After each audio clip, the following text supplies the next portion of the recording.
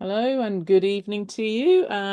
We are the Tablets webinar group for this evening, and we will have more people joining us and we will have people on recording. So whether you're with us live or if you're joining on the recording, very welcome from all of us to you.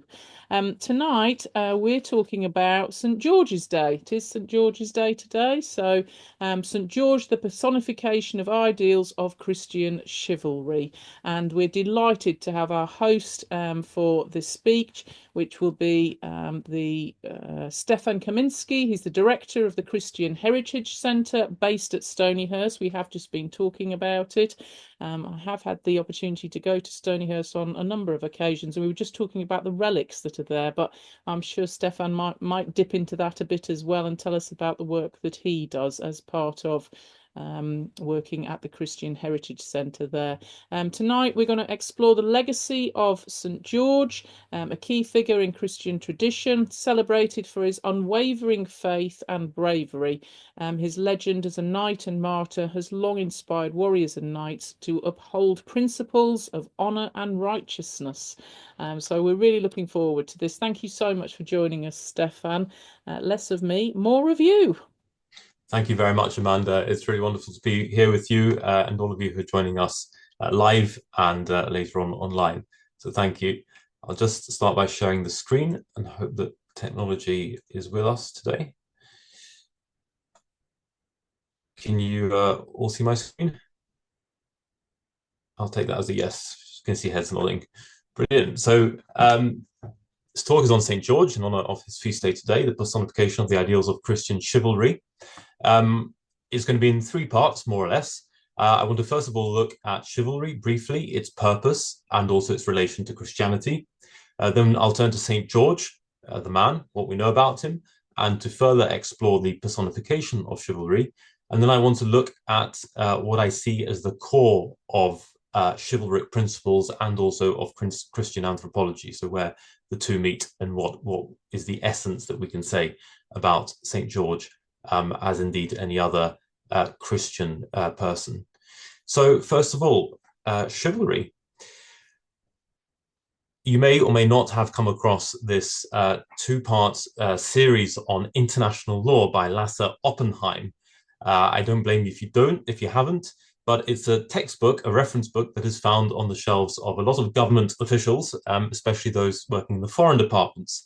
And it's referred to, has been a point of reference for diplomats and jurists around the world for quite a while.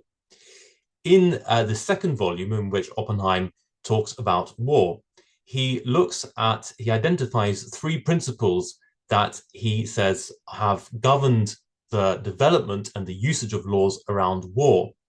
The first two principles are probably fairly obvious. The first is that of using adequate force to achieve your objective. And the second is a humanitarian consideration around limiting collateral damage and civilian casualties. The third principle, however, he refers to the operation of the principle of chivalry, which arose in the Middle Ages and introduced a certain amount of fairness in offense and defense, and a certain mutual respect. And this is still, as the quote, and this is still a reference point for jurists today and diplomats today. So I want to make the point, first of all, that chivalry is not something that belongs simply to the realm of romance, but it is something that has been an intrinsic part of the development of Europe and indeed global politics and warmongering, if I can use that word. The first two of those principles refer to the conduct of groups and states, or those responsible for them. The third principle, chivalry, is different because it refers in a specific way to the individual, to their comportment. It places an expectation around this that takes on a moral quality. So chivalry is referring to the sensibilities of the individual and to the responsibility for themselves and their actions that only they can be imputable for. Now, this in one way relates very pragmatically to the style and shape of soldiery that chivalry specifically arises from. It comes from the word chevalier, as I'm sure you're aware, the old French word denoting horse soldiery. A chevalier was, according to the historian Maurice Keene, a man of aristocratic standing, probably of noble ancestry, who is capable, if called upon, of equipping himself with a war horse and the arms of a heavy cavalryman, and who has been through certain rituals that make him what he is. So, militarily speaking, chivalry finds a foundation on the basis of a certain combative capacity or power that is generally afforded by societal privilege and which equips a man to project superior strength on the battlefield by virtue of horse, heavy armor, and weaponry. In other words, I want to suggest that chivalry corresponds to a certain power, understood as combative. It serves as a directive for the good use of martial force.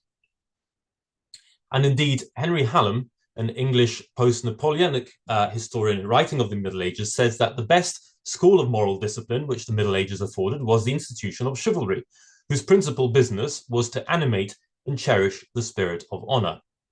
So we see that chivalry serves as a balance, in a sense, a check and a balance to power through the force of arms. Now, Hallam, along with more recent historians, would detach the ideal of chivalry from any religious roots. Quite a few historians see the adoption of chivalry by the church and its codification in Christian terms as a not illegitimate response to the problems presented by a growing restlessness, infighting, and misdirection of knight errantry in medieval feudal society. They would argue that the church's response to this was to find a new and uniting just cause for the knights of the era in the objective of reclaiming the Holy Land from the Islamic forces that had overrun it. I would question how possible it really is to assume medieval chivalry to be a Christian, given the inherently Christian structure of that same society. St. Bernard of Clairvaux, writing in the 12th century, would vehemently disagree with that view that the two are separate. He says that he who does not love God above all things is not worthy of being called a knight, reflecting the intrinsic part that faith played in chivalry. The literature of the time shows Christian piety to be an inseparable and motivating feature for chivalry or chivalric behavior. Epic poems of the 11th and 12th centuries, such as the Song of Roland, weave together a struggle that is both physical but also spiritual, and that is framed by a holy fear of God and a reverence for his church. And this sort of Christian piety is a clear mainstay of chivalric virtue in sources such as the 14th century texts on chivalry by Geoffrey of Charnay and Philip III, the Duke of Burgundy. In fact, the latter's, Philip's list of chivalric virtues is headed, first of all, by faith and by charity and justice. So you see there's nothing there to do with physical prowess. Geoffrey of Charnay, who you might have heard of in the context of the Turin Shroud, being the first historically documented owner of the Shroud of Turin when it appears in Europe in the 1300s, he refers to knighthood as a religious order, and his advice is imbued with both a very vivid and practical sense of God's grace and its place within the life of a knight, and also that sense of the final end to which the knight, and indeed every person, is called, heaven. And the contemporary British historian Marcus Bull points out that one of the most important features of 11th century knightly piety was the provision of material support for the church, whether through gifts of money or other goods, and that the motivation for this, however pure it remained in reality, was a desire for eternal salvation. So even if St. Bernard does not find that all historians are in agreement with him, I would certainly say that his dictum underlines the fact that chivalry is by its nature a high ideal. Chivalry involves the love and pursuit of a certain excellence in behavior, and by consequence, a detestation of what is base. There is, thus, a natural connection between Christianity and chivalry. For the Christian, a love of the highest human ideal and a love of God are in fact inseparable, because God is the author of everything that is authentically human, of whatever is good. And because that authentic humanity is, of course, in the image of God himself, as scripture is so clear, most especially Genesis 1. The logic of chivalry, therefore, seems to be contained within the logic of Christianity, even if it was said to arise independently. And the very positing of ideals, which in themselves infer a certain absolutism around human nature and behavior, is in itself an appeal to the divine realm, however implicitly so. So let's turn to St. George. What can we say about him? Well, there is very little that is absolutely uncontested about St. George. Um, but on the other hand, it's maybe the paucity of those facts that will allow us to ensure we are on solid ground when discussing Christian chivalry. We do know for certain that St. George existed, that he was martyred, that this martyrdom, his death, occurred somewhere in modern-day Palestine, in or around Lydda, also known as Diospolis. And we are sure that the date of his death was before the reign of Constantine, most likely sure. Amongst the evidence for this are inscriptions in some churches in Syria and Egypt, which are now ruined, but especially in the dedication of the 4th century church of Hagio George in Thessalonica, which was built as a mausoleum by the Emperor Galerius at the start of the 4th century, and by the late 4th century had been converted into a church dedicated to him. We have accounts of pilgrims to the region, especially between the 6th and 8th centuries, who bear witness to Lydda, particularly as a place of veneration of St. George. We have Pope Gelasius, who includes George in a roll of saints that he publishes in 495 AD. And then we also have the church of San Giorgio, St. George in Velabro in Rome, where yours truly was married a few years ago. And the presence of this church is testified to in a document of the early 600s, but we have certainty around its dedication to St. George, at least from the mid-700s, when Pope Zachary has the cranium of St. George moved to this church, and there it still rests to this day underneath the high altar. Now, we also know that the Emperor Diocletian launched a persecution directed at Christians, and Christians specifically in the Roman military, in the year 303 AD. It seems fairly certain that George was an officer in the Roman army at this time. Some sources would have him as a young man in his early 20s who had already risen in the ranks through his military bearing, his virtuous behavior, and his physical strength. So amidst a background of an increasing influence of Christianity, and also of a rumor of a Christian plot to kill Diocletian's second in command, who was a staunch pagan, the emperor unleashed this wave of persecution, aimed particularly at the military, but also aimed more broadly at Christians. Within this maelstrom of persecution, George is placed by some of these sources as, on the one hand, a favorite of the emperor, recognized for his capacity and capability, but also as a recent Christian convert, someone who takes a stand against the injustices of Diocletian's reign of terror. He makes an impassioned and eloquent speech before the emperor to no avail, and he is subsequently tortured, refusing to worship Diocletian's pagan gods, and then beheaded on the date 23rd of April 303, which again finds Old testimony to. What we see is that a cult dedicated to St. George spreads very quickly both east and west throughout the empire, and that this builds on his reputation for courage and for chivalric conduct, and so it makes him a natural icon for the righteous use of arms and as an emblem of chivalry.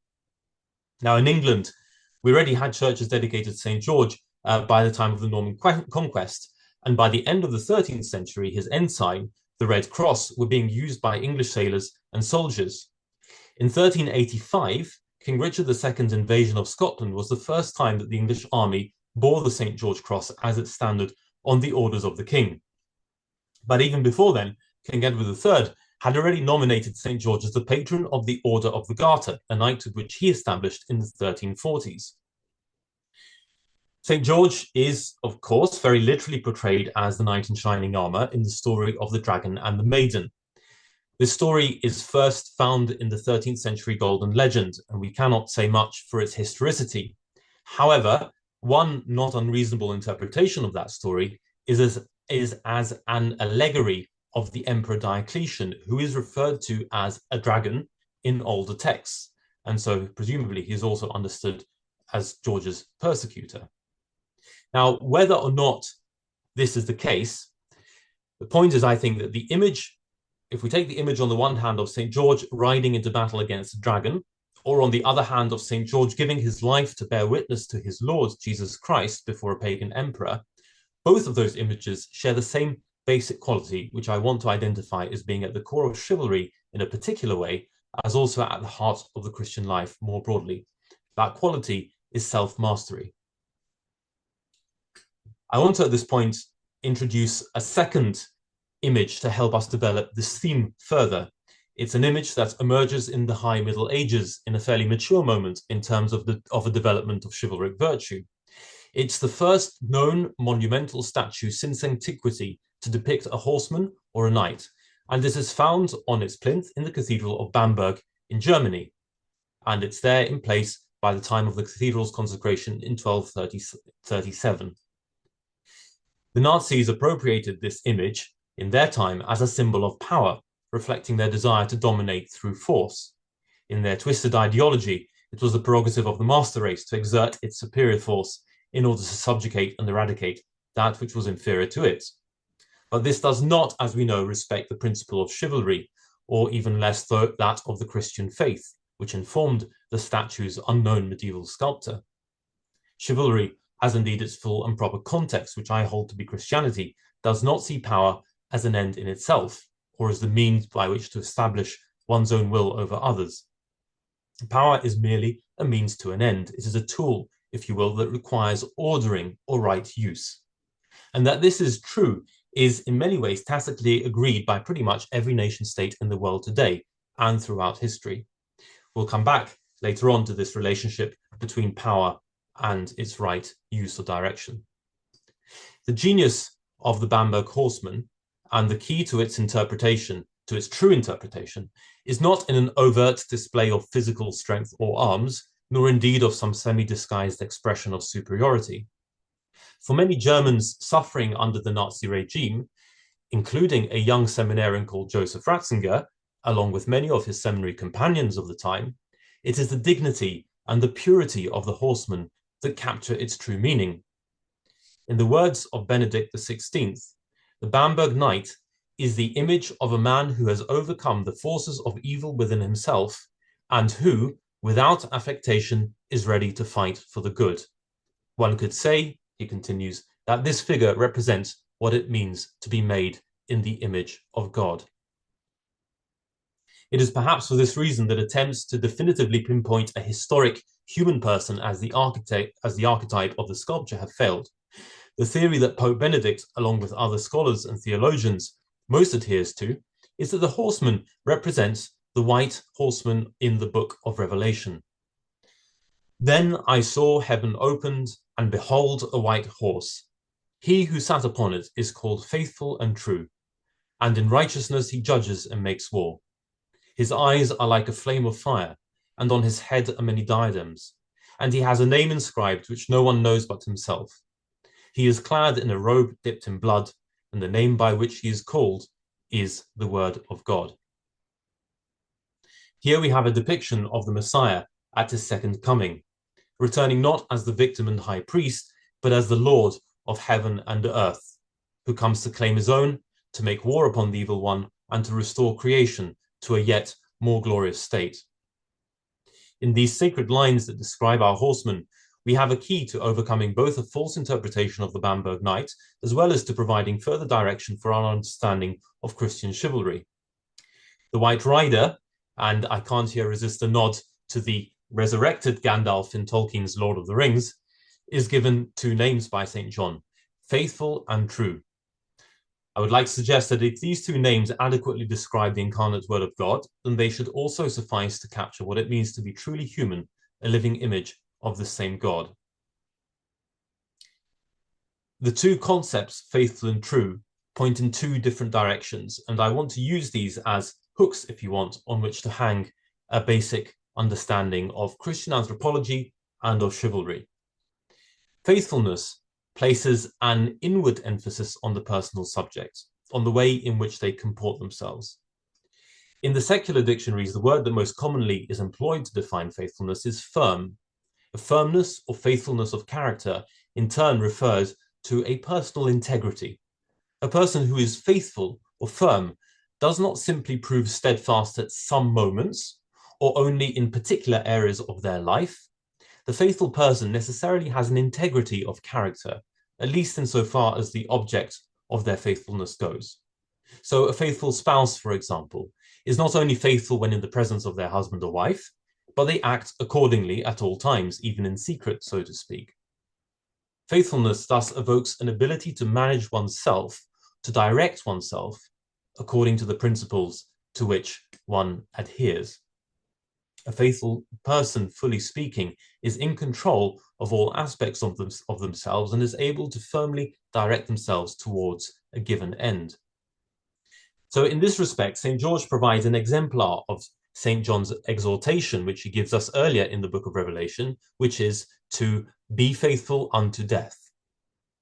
What we can say about St. George is that he was faithful to his professed belief in Christ, even in the face of torture and execution.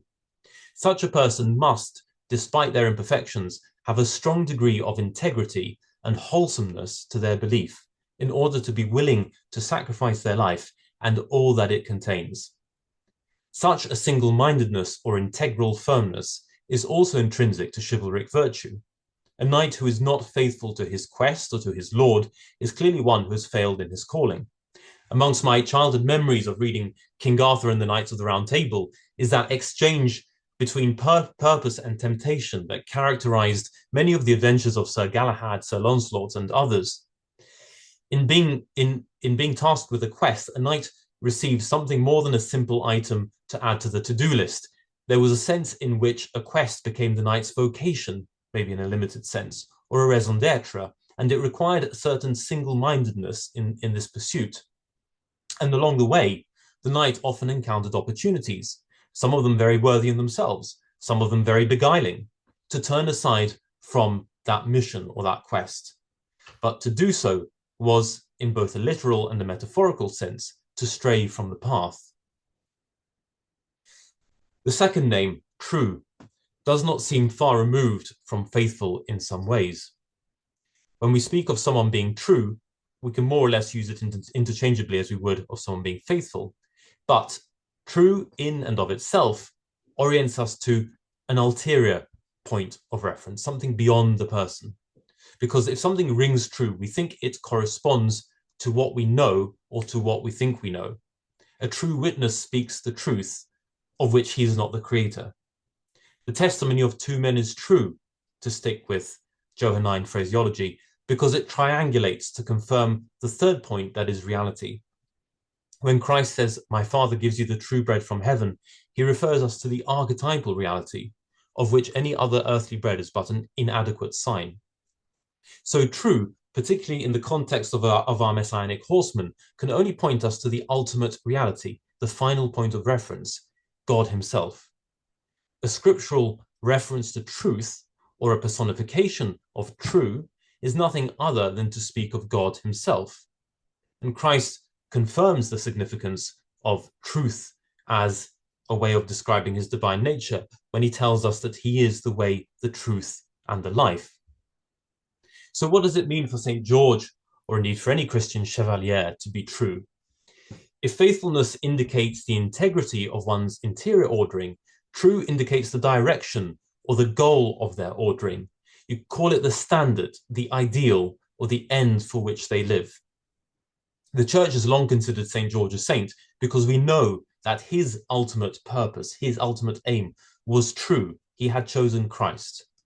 Whatever specific deeds he may have performed along the way, what we can say for certain is that at the end, Christ was revealed as the standard under which he had chosen to give battle, that for which he had given his life.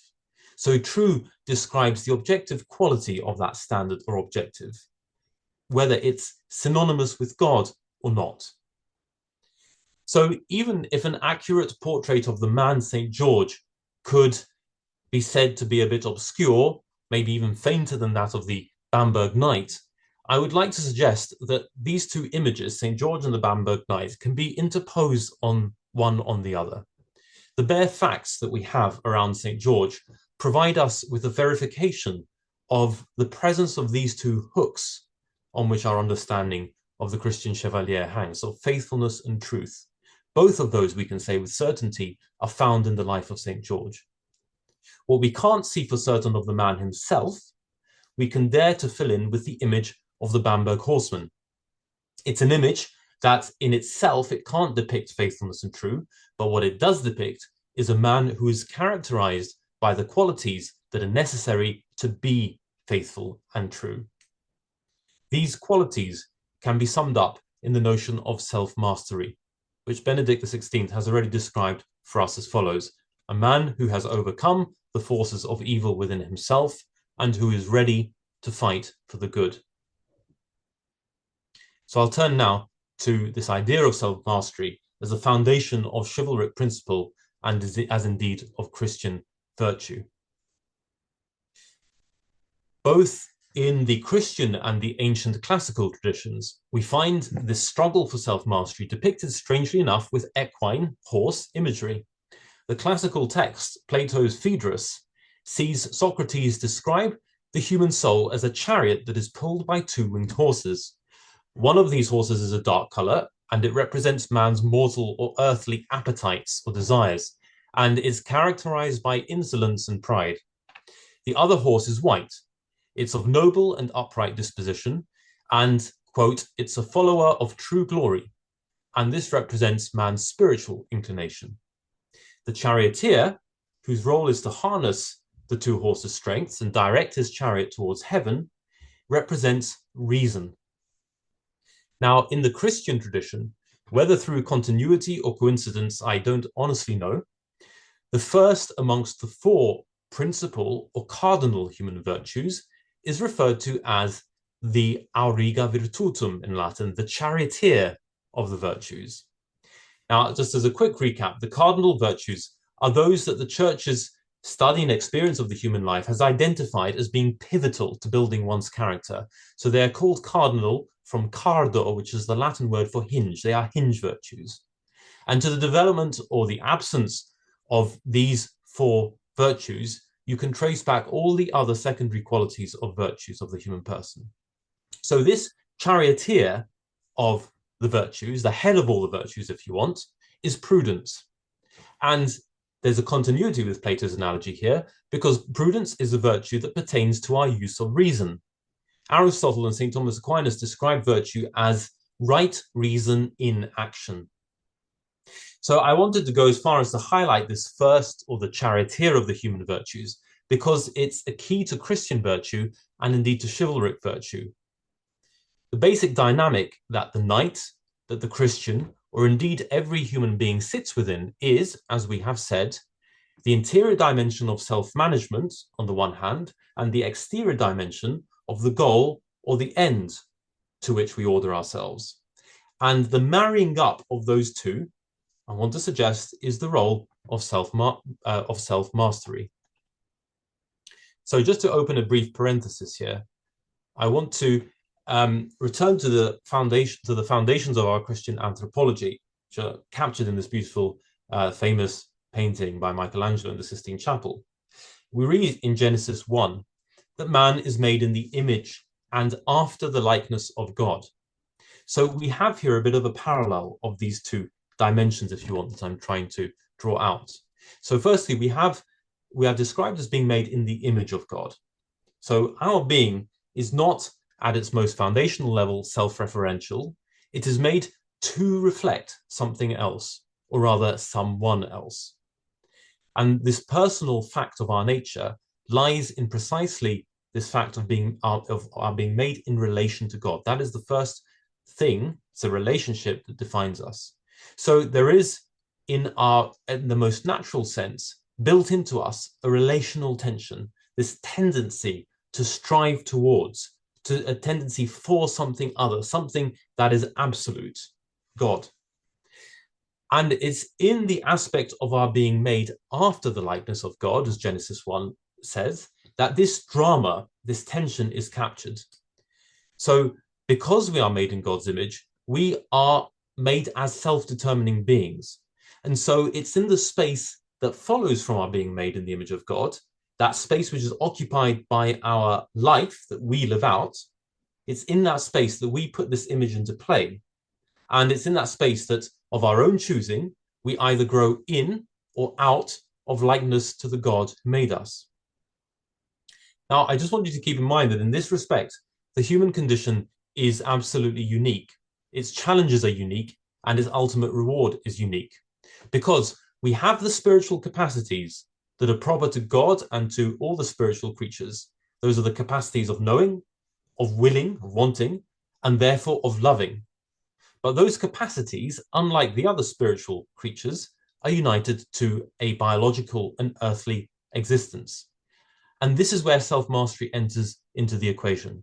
Self-mastery is particular to the human condition for the same reason that the human way of loving is unique in the order of creation.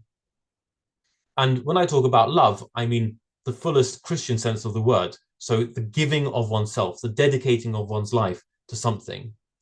So unlike the angels, unlike God in his spiritual essence, a human giving of oneself, a human love, is never detached from the earthly and bodily life.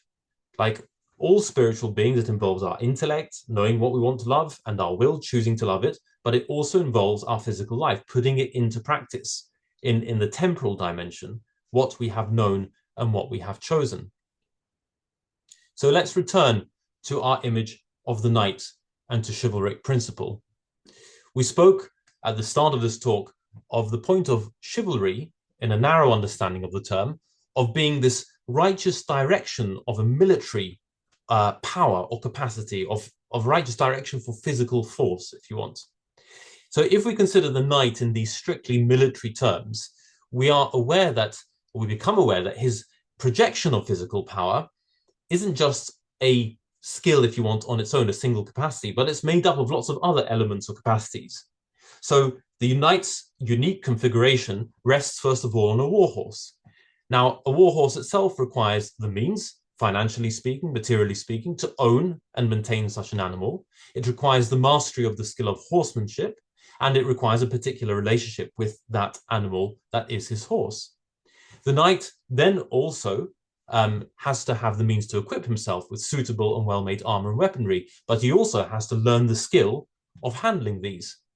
And finally, we can also say that a certain capacity of intellect and judgment, which most are commonly facilitated by a certain education, are also essential to the knight's success as a doer of worthy deeds.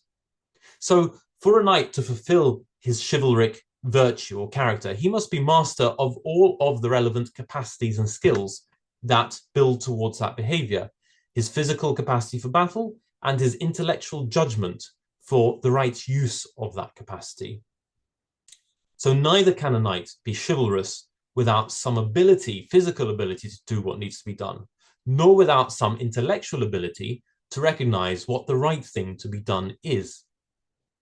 Our historian, Henry Hallam, earlier identified for us as the knight's overarching principle of his behavior, that of honor. So a sense of fairness, of not killing a downed opponent, for example, or of meeting like for like in combat, a sense of justice, of assisting those in some plight who have no recourse or means of helping themselves.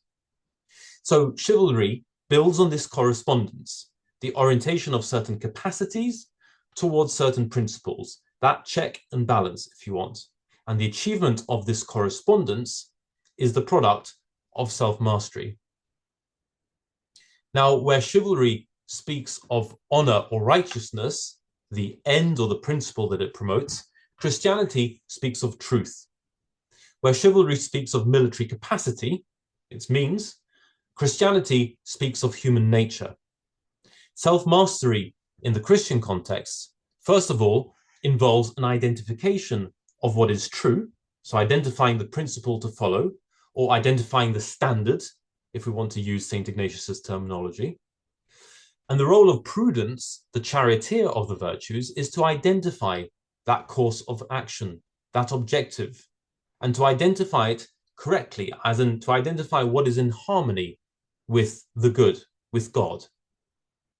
And then the rest of the virtues for the Christian are related to taking control of ourselves, of our capacities, of our desires, and directing our nature towards the good, towards its good, towards God, basically. So in this sense, the logic of chivalry is coherent with Christianity in that it assumes a high ideal for the personal subject, and it assumes a certain discipline, a moral discipline, including a decision-making capacity, to pursue that higher ideal. In contrast to a nihilistic view of human nature, Christian humanism knows that nature is created for an end and for a high end. And most essentially in that, it knows that human freedom is a created freedom. It's not an arbitrary freedom. It's a freedom for the good. So human nature, its capacities, its powers, have a corresponding direction, according to Christianity, which is true. And that which qualifies the ordering of human capacity is God himself, the archetype of the image that man is made in. So Christian self-mastery builds first on the virtue of prudence, to then build a corresponding order within our interior life, our capacities and our desires. And this is analogous to the knight who has mastered the prerequisite skills in order to be able to serve. Christian self-mastery thus involves an identification of the truth and a self-development in faithfulness to that truth. In saying this, we are equally painting a picture of our knight, be it St. George, be it the Bamberg horseman, or indeed any other favorite saint or image that you might have. We are describing here a person whose behavior, whose action follows their election, their choice of something that is truly good as their objective, and who holds with firmness, with steadfastness to that objective, to that good objective. We can, broadly speaking, also call this dynamic love, authentic love in its fullest sense. So a knight in this sense loves his lord. He loves his quest insofar as he gives himself wholly to it. St. George loved Christ. The Bamberg horseman is understood to represent a man who is able to love fully, one who is ready in all senses to play his being for the stakes at hand. We might describe our knight as unwavering, as steadfast, as determined, as just, as honorable, as courageous, as wise. All of these and whatever other characteristics that might be identified as knightly virtue enter into this economy of self-mastery. They are all fruits, products of that. So St. George, or the Bamberg horseman, has at its core this mastery of self. It's a taking up of the reins of one's own capacities, a setting of one's gaze in the right direction, and a managing the movement of all of one's life in all its colorful tapestry towards its creator, such that one may be called faithful and true on meeting the risen Lord. Thank you. That was amazing. Thank you very much for that. So a real sort of run through about St. George and all of the ideals of Christian chivalry. So thank you for that. If anyone's got any questions, then please do just unmute yourself and ask them. I've got some basic questions that I'm going to ask you, if that's all right. There's been a bit today of the social media saying we've got completely the wrong day and you can't have a St. George's Day either a week before or a week after Easter. But most people have celebrated it. It doesn't seem to have moved. I know we've had Keir Starmer putting tweets out and so forth. So, well, what's your view of that, Stefan? Oh, that's we're getting into liturgical questions there. I believe that I believe that it has been moved as far as our liturgical calendar goes to next Monday, out of consideration. To be honest, I'm not completely sure if it's because of the Easter octave, which I suspect it is, or whether there's some other. Yeah, someone is nodding there, Peter. Yeah, I think it's because of the precedence of the Easter octave, which is basically the rank of Easter, the feast of Easter itself. So anything else. That's If they've correct. celebrated today, they can have another go at it next. Exactly. Yeah. It's a two-part celebration. Can I say something? Yeah, it's been raised in its significance because although it's next Monday, it has a higher register now than it did previously because it's like St. Thomas of Canterbury has been raised to a feast day. It's a significant one. But no, I wanted to say that I've been to the tomb of George near the airport at Lod in Israel, and it's very well supported, and also the concern, interest in devotion to George seemed to be very strong amongst Palestinians, and that also is with Muslims as well. So I've often thought in this present struggle that the one thing that does unite us with the Palestinian people is devotion to St. George. And I wonder, Stefan, whether you've got any comments on that. Yeah, I mean, he is a great point of unity, like a number of other saints that come from that area, because as you say, he's, being from that area, ethnically, he's associated with people who are, in the main part, often Orthodox or indeed Muslim. And of course, he predates Islam in a sense. So anyone, I suppose, I would presume that anyone who was even not of religious bearing around that time would certainly have recognized him as, as someone of integrity and honor and just, even if they didn't necessarily agree with his Christian faith, so to speak, but they could recognize, the courage and all those other virtues that we can describe of him in what he did. So he's a great sort of reference there. I'm thinking also of someone like, St. Theodore of Tarsus, after which our own facility here at Stonyhurst is named Theodore House. And again, part of the reason why he was chosen was because coming from, that part of the world, from Tarsus, he's a figure that is recognized by the Orthodox Church as well. He is one of theirs in that sense. He was, before the schism, and is one of the sort of recognizable figures, holy men for them. And again, he's before the Reformation, so as Archbishop of Canterbury in the 9th century. Again, the Anglicans recognize him in their patrimony, in their heritage, and so he's a uniting figure. So when we do have these figures, I think it's good that we make use of them in some way, and we try and speak of what that virtue is and bring it to bear in today's conflicts, where I would suspect that chivalry is lacking a little bit. Of course, then we get on to sort of military questions around warfare and so on. For the knight, it was unthinkable. It was completely unchivalrous that someone would attack you at range, and sort of pour down arrows or gunpowder or whatever it is today that you pour down on people from a distance without that immediate accountability or immediate sort of effort, if you want, or imputability, so it's a very different world that we inhabit, but maybe we could do with recalling some of these principles. Did he replace Edward as the patron for England? Or I suppose in some ways. Yeah, I'm just trying to wonder exactly when that change happened. Well, that's something to do with the Crusades, and that making a big influence provided an encouragement to those who went on the Crusades. Yes, the Crusades were a key moment in I think in expanding George's sort of standing. Or he was adopted during the Crusades as well. There are a number of legends of St. George appearing to fight alongside some of the Crusaders and so on.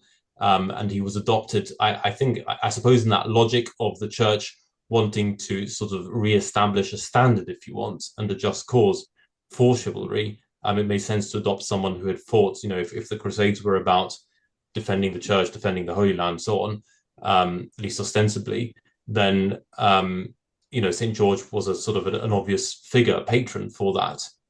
So you see his influence spread quite dramatically after that time, especially with the Crusaders then coming back from the region where he was so venerated and known.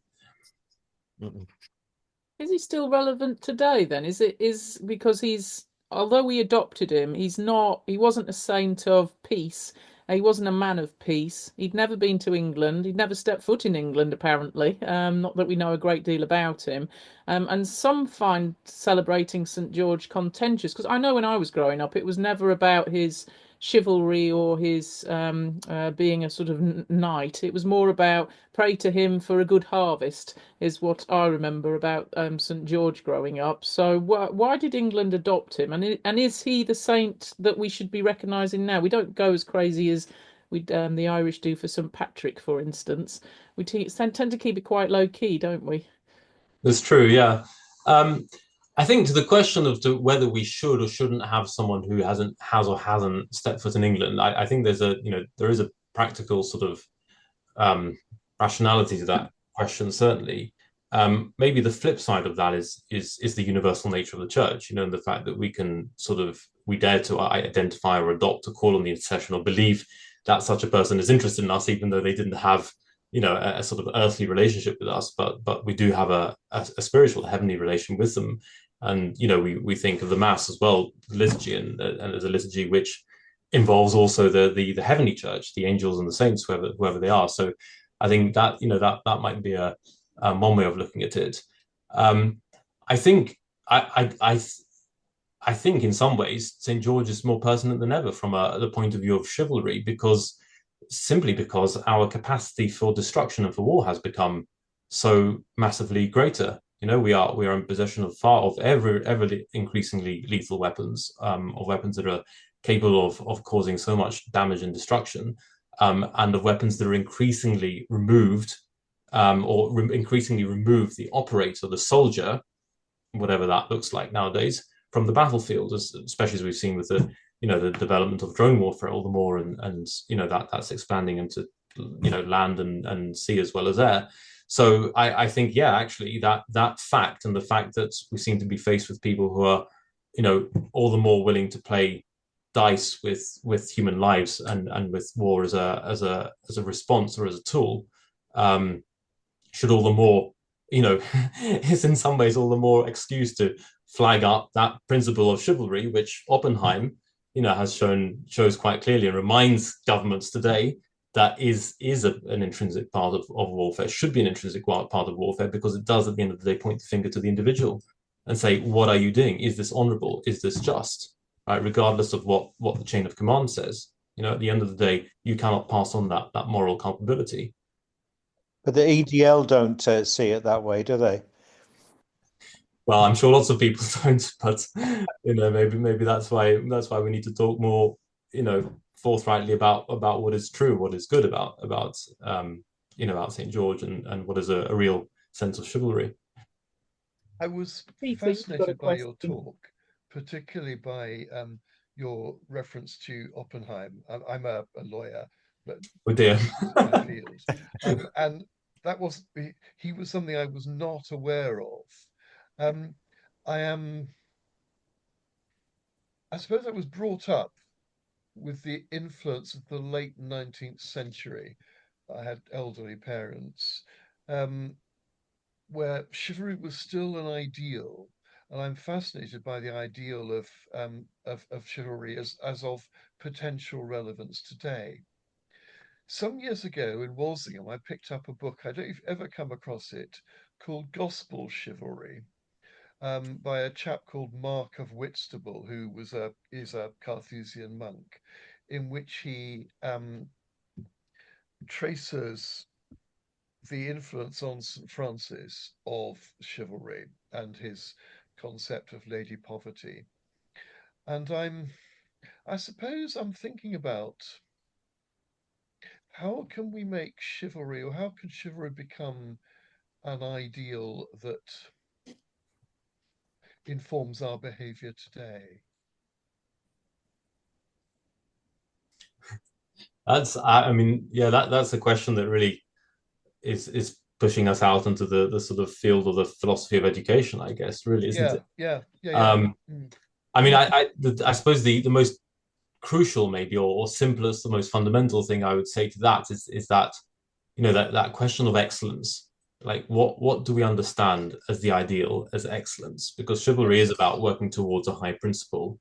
So what is our source for that? And that's a really poignant question, because we've ditched, secular society has ditched Christianity. Postmodernity has ditched any form of universal truth or any therefore understanding of fixed, if you want, points of reference within human nature too.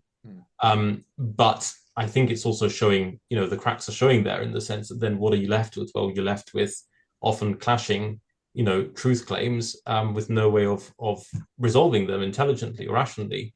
So I think, the word nobility springs to mind. And in my brief experience of teaching, it really struck me. It really struck me that, of the different needs of girls and boys at different ages, that, girls needed one sort of attention, one sort of relationship. Boys need another.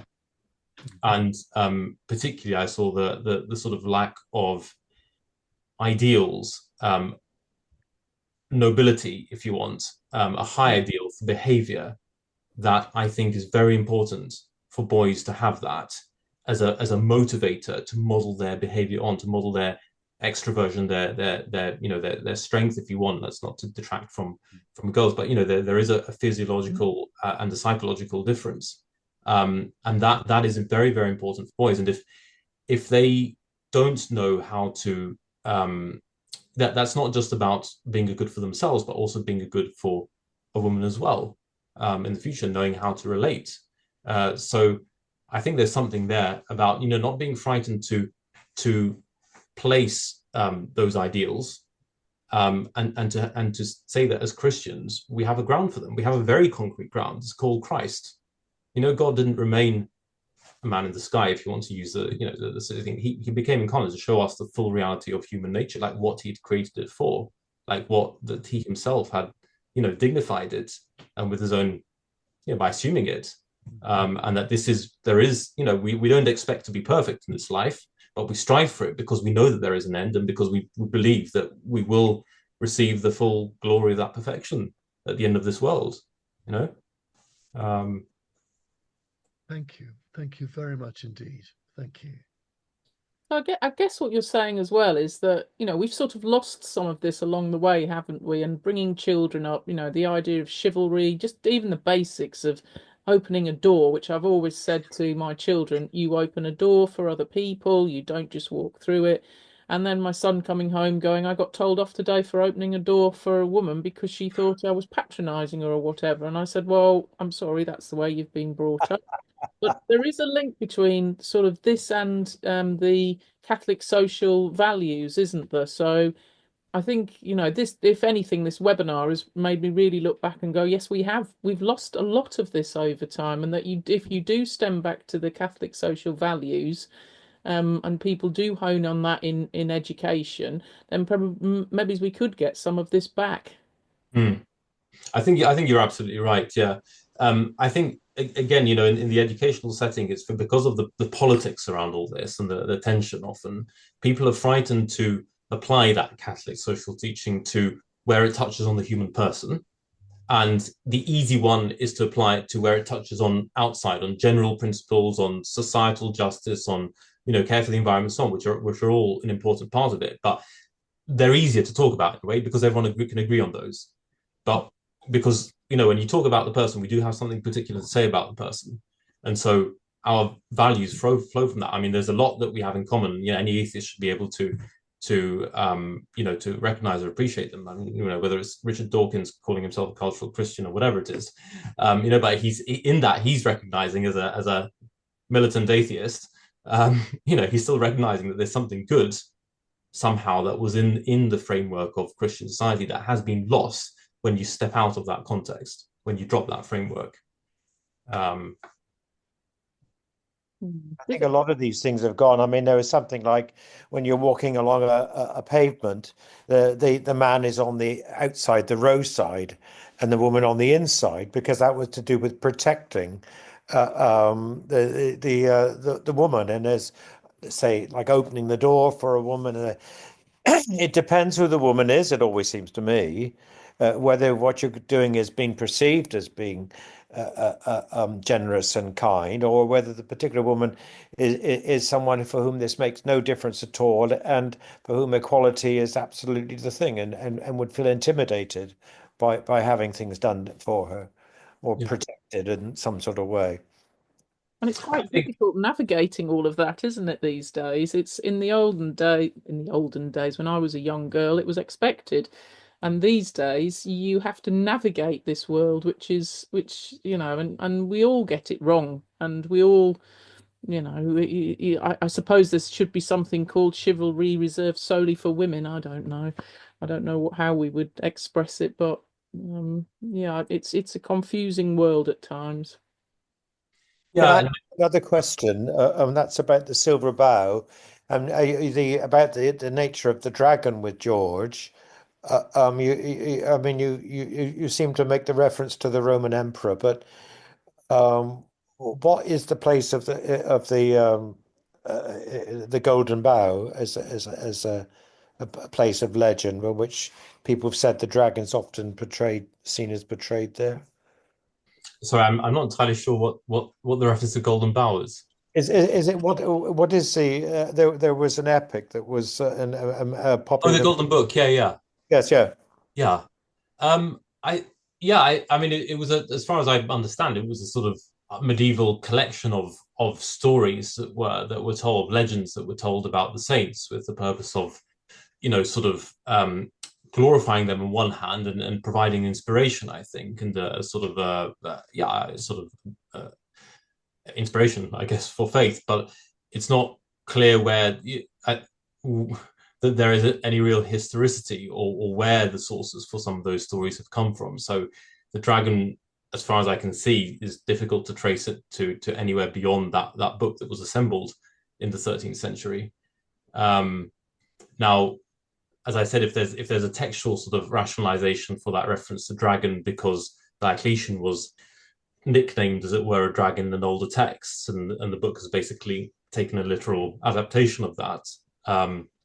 I'm not sure, but obviously the dragon is commonly used as a representation for evil, and perhaps we can pass it off as a relation to the serpent in the Garden of Eden.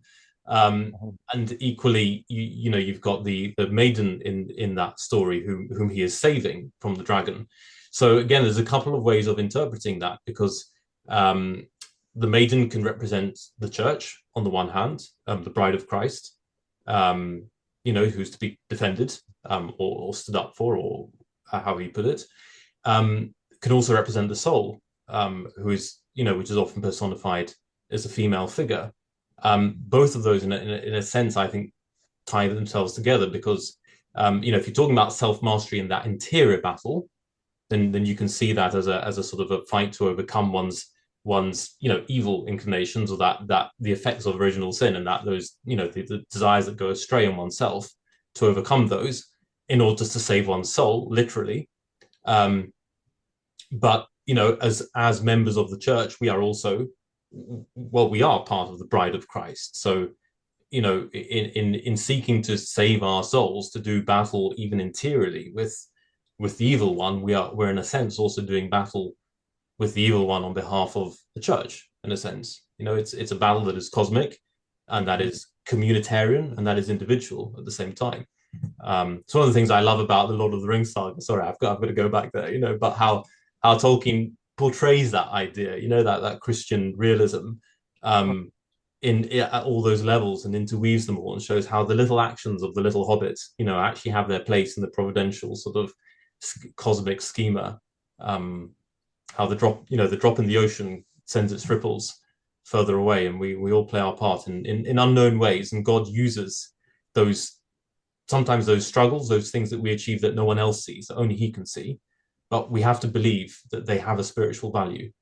That me saying no in that moment of temptation, that me making that little sacrifice, which no one else maybe sees, but it somehow feeds into that greater sort of picture,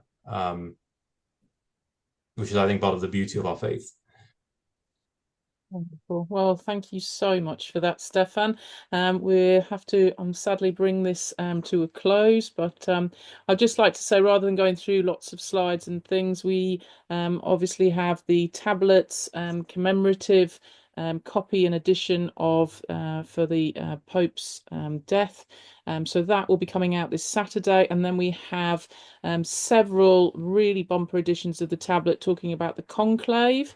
So please do look out for that as well. And just going forward, the webinars that are coming up, we have the senior tablet team. So the editor, Brendan, Maggie Ferguson, who's the deputy editor, and Ruth Gledhill, who was from the Times, now works at the tablet. They're going to be talking about who they think could be the next Pope. So there is a webinar on that as well, worth having a look at. If you get the insider knowledge from the tablet, and then it doesn't turn out to be that. That would be highly embarrassing, I'm surprised, I'm thinking. But anyway, we'll have a look at that. So please do have a look at the webinars coming up. There's also one on assisted dying. It's a big topic at the moment, so people just want to debate that. So please do have a look on the website for all the up and coming events in May. It just leaves me to say thank you once again, Stefan. You've completely opened our eyes to St. George. I've got to look at him completely differently from how I have done in the past. And I'll certainly have another look at all the slides because that was a lot to take in. So thanks very much for that. We really do appreciate you coming on this evening. On behalf of myself and the rest of the tablet team that bring these webinars to you, we'd just like to wish you a very good evening. Good night. Thank you.